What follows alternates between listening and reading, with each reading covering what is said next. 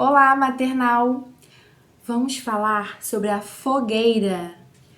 Sim, a fogueira também faz parte da festa julina. Vamos construir uma fogueira? Vamos precisar de cola, tesoura,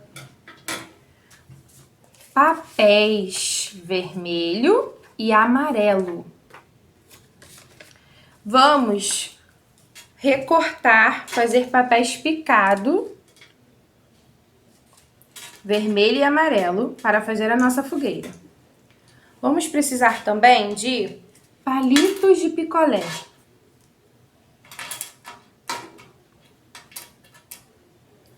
E uma folha branca para fazer a nossa fogueira. Vamos começar a fazer a fogueira? Primeiro nós vamos colar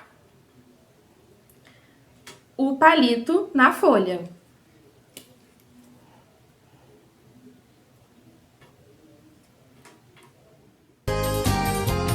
Pula fogueira, ia, ia. Pula fogueira, ioiô. Cuidado para não se queimar. Olha.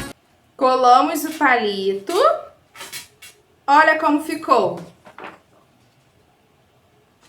Agora vamos colar o papel picado, vermelho e amarelo, para fazer a chama da fogueira.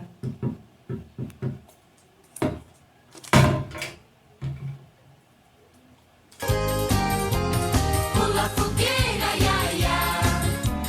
Pula fogueira, ioiô. Cuidado para. Olha como ficou a nossa fogueira. A nossa fogueira ficou assim. Façam em casa a fogueira com a ajuda do papai ou da mamãe.